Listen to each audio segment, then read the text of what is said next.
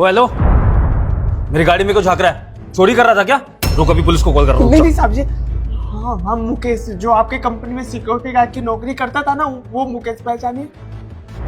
मुकेश, अच्छा हाँ, याद तो आ रहा है तुम्हारा चेहरा, मैंने देखा है तुम्हें कंपनी में। यहाँ क्या कर रहे हो मेरी गाड़ी के पास? साहब जी, मैं आपके कंपनी के अंदर छुप छुप कर आया हूँ क्योंकि आपसे मिल नहीं पाता था। आपसे मिलने के लिए आया था साहब जी। मैंने सोचा कि इसमें आप अंदर है इसलिए देख रहा था। काम की बात करो, मुझसे मिलना क्यों है तुम्हें? और जब कंपनी छोड़ दिया तो फिर क्या करना है मुझसे मिलके? साहब जी, 3 महीने की तनख्वाह रह गई है। हाथ जोड़ रहे हैं, पैर भी पकड़ लेंगे, तनख्वाह दिला दीजिए। एक मिनट, ये क्या बकवास कर रहे हो तुम? तुम्हें तुम्हारी 3 महीने की तनख्वाह नहीं मिली है? मेरी कंपनी में आज तक कभी भी किसी की सैलरी नहीं रुकी है। हर महीने मैं सैलरी रिलीज करता हूँ और सबके अकाउंट में जाती है, मैनेजर से लेके सिक्योरिटी गार्ड, पियोन तक। तो तुम कैसे कह सकते हो कि तुम्हें 3 महीने से सैलरी नहीं मिली है? जो मैनेजर साहिबा है ना, वो अमृता जी, वही सैलरी नहीं दी है और नौकरी से भी निकाल दी। हमने चोरी नहीं करी थी कंपनी में, वो झूठ बोल रही थी मुझे कंपनी से निकलवाने के लिए। 3 महीने की रह गई है साहब जी, तनख्वाह दिला दीजिए। बहुत बहुत दिक्कत में है साहब जी, रूम किराया भी नहीं दिए। कितनी तनख्वाह मिलती है तुम्हें? 9,000 के हिसाब से 27,000 रुपया है। 9,000? और हमारी कंपनी में तो सिक्योरिटी गार्ड की सैलरी 15,000 होती है मिनिमम। इसकी सैलरी 9,000 कैसे? सुनो, थोड़ी देर बाद तुम मुझे ऑफिस में मिलना, मेरे कैबिन में। मैं वहाँ तुम्हारी बची हुई सैलरी दे दूंगा तुम्हें। साहब जी, अमृता मैम बोली है कि कंपनी में देखेगा तो पुलिस के हवाले कर दूंगी। डोंट वरी, ऐसा कुछ नहीं होगा। मैं हूं ना कंपनी का ओनर, मैं संभाल लूंगा। तुम गार्ड को बोल देना तुम्हें अंदर आने दे, ठीक है? लेकिन जब मैं बुलाऊं कैबिन में एंट्री तभी लेना। जी बहुत बहुत शुक्रिया।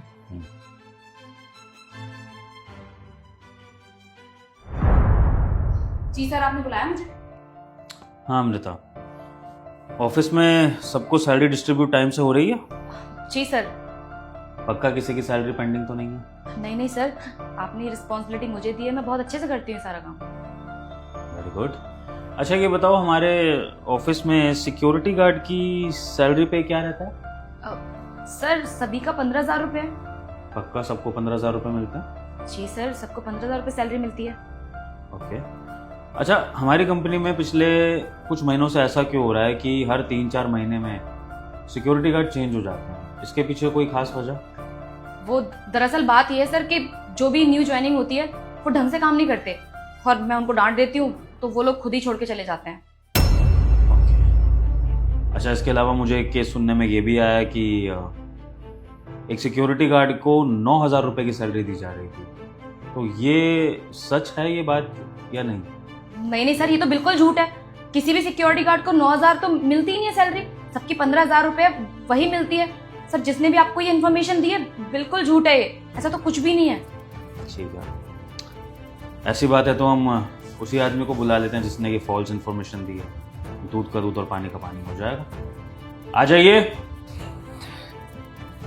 जी साहब बताइए। इनको पहचानती हैं आप अमृता? जी सर, ये पहले हमारी कंपनी में सिक्योरिटी गार्ड की नौकरी किया करते थे, लेकिन इन्होंने सर पिछले ही महीने ये नौकरी छोड़ दी थी। तो क्यों नौकरी छोड़ी थी इन्होंने, आप बताएंगे रीजन? साहब जी, हम नहीं गए थे कंपनी से, हमें निकाला गया है। तो हमारी तनख्वाह रुकी थी 3 महीने से, हमने अपनी तनख्वाह के लिए आवाज़ उठाई, मैडम जी ने हमें नौकरी से ही निकाल दिया, फिर पैसे भी नहीं दिए। बकवास बंद कर अपनी। सर साफ साफ झूठ बोल रहा है ये। सैलरी सबको टाइम पर मिलती है। और सर असल बात तो ये है कि इसने हमारी कंपनी में चोरी की थी। सर जो हमारी कंपनी मटेरियल आता है उसकी सप्लाई किया करता था ये, और उसमें से कमीशन खाता था। ये चीज मैंने पकड़ ली और जब मैंने इससे बोला उसके बाद ये नौकरी छोड़ के चला गया और अब गलत गलत इल्जाम लगा रहा है मेरे ऊपर। नहीं साहब जी, हम आपको बताए हैं ना, हम चोरी नहीं किए। अगर विश्वास नहीं हो रहा है तो आप कैमरा लगा है ना, वो चेक कर दीजिए, हम ईमानदार हैं। हाँ जी, आपको अपनी सफाई साबित करने की ज़रूरत नहीं है। मैं अच्छे से जानता हूँ कि आपने चोरी नहीं करी, झूठ ये बोल रही हैं। अमृता एक बात बताइए, अगर इस कंपनी में इतना बड़ा कांड हुआ था कि हमारी कंपनी का सिक्योरिटी गार्ड चोरी में इन्वॉल्व था, वो भी कंपनी के मटेरियल की। तो ये बात मुझ तक क्यों नहीं पहुंची? यहाँ पर पुलिस क्यों नहीं आई? सर छोटी मोटी बात थी तो मैंने सोचा मैं खुद ही हैंडल कर लेती हूँ, आपको परेशान नहीं करना चाहती थी सर, बस इसलिए नहीं बताया। और रही बात तुम्हारी, तुम एक काम करो, निकलो यहाँ से। बस अपनी बेइज्जती कराने की ज़रूरत नहीं है अमृता। आपका ये वाला झूठ तो पकड़ा जा चुका है। इन्होंने कोई चोरी वोरी नहीं करी है। अब बात करते हैं इनकी सैलरी की। आपको 9,000 रुपये के हिसाब से सैलरी मिला करती थी ना? जी और पिछले 3 महीने से आपको सैलरी दी नहीं गई है। जी। तो पहले तो मैं इस सवाल का जवाब चाहता हूँ कि अगर सिक्योरिटी गार्ड का पे स्केल इस कंपनी में 15,000 रुपये है तो इनके अकाउंट में 9,000 रुपये क्यों जाते थे? और दूसरा सवाल ये है कि पिछले 3 महीनों से इनको सैलरी क्यों नहीं दी गई? वो सर इनका अकाउंट खराब था, इनके अकाउंट में पैसे जा ही नहीं रहे थे, मैंने तो डालने की कोशिश की थी। हमारे अकाउंट में कोई दिक्कत नहीं है साहब जी, पैसा इधर उधर हो जाता है। चलो ठीक है, इनका अकाउंट ख़राब हो सकता है, ये पैसे लेने नहीं आए होंगे तुम्हारे पास, इनकी गलती रही होगी। मुझे इस बात की इन्फॉर्मेशन क्यों नहीं दी गई? मुझे क्यों नहीं बताया गया कि सर हमारी ये कंपनी के सिक्योरिटी गार्ड को पिछले 3 महीने से सैलरी नहीं दी जा रही है? क्या आप कुछ हेल्प कर सकते हैं इसमें? मेरे पास क्यों नहीं आई थी? सर आई एम सॉरी, मैं भूल गई थी सर, बता नहीं पाई आपको। और आपको ये बात पता है कि आपकी सैलरी यहाँ पर 15,000 रुपये है? नहीं साहब जी, हमको तो आज पता चला कि हमारी तनख्वाह 15,000 रुपया है। काफी टाइम से तो हम 9,000 ही सैलरी उठा रहे थे, इतना ही मिल रहा था हमको। तो अब ज़रा बता दीजिए मिस फ्रॉड अमृता, कि ये जो बाकी के 6-6 हज़ार रुपये आप इनकी सैलरी से बचाती थी, इनका आपने क्या किया? इनको 9,000 की सैलरी क्यों बताई गई, 15,000 की क्यों नहीं?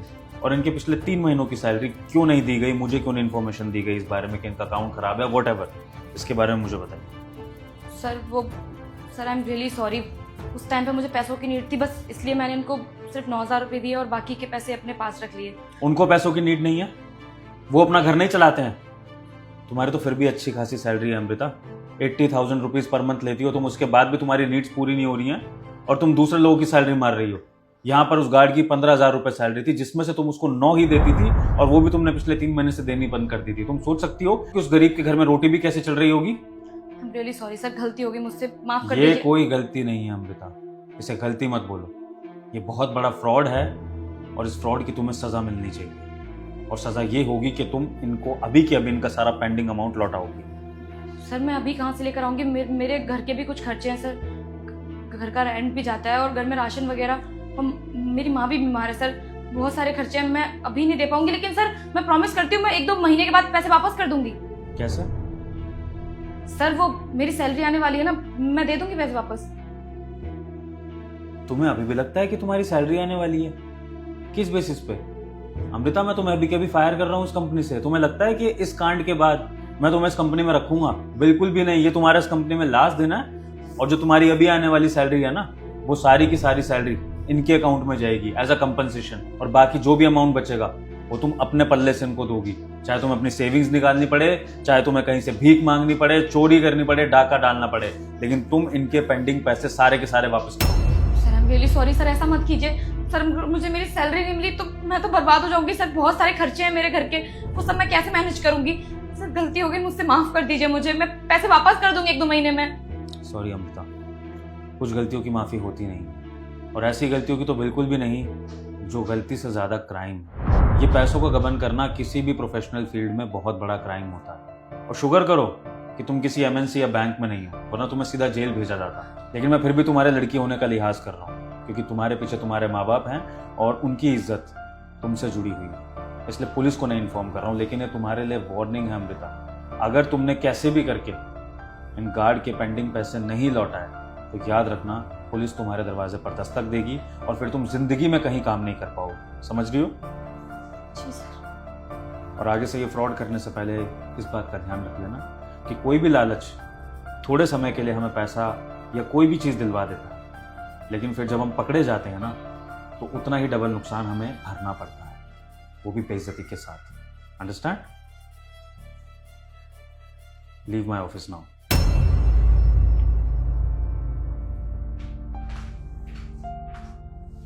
बहुत बहुत शुक्रिया साहब जी, अगर आप नहीं होते और हमारे लिए आवाज़ नहीं उठाते तो हमारी तनख्वाह भी नहीं मिलती।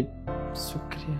शुक्रिया तो मुझे आपका कहना चाहिए, आपने मेरी कंपनी की इज्जत बचा ली, ये बात बाहर लीक ना करके। आप चाहते तो पुलिस में कंप्लेंट कर सकते थे, मीडिया के पास जा सकते थे, जिससे मेरी कंपनी की ना सिर्फ बदनामी होती बल्कि हो सकता है कि मेरी कंपनी बंद हो जाती, मैं जेल पहुंच जाता।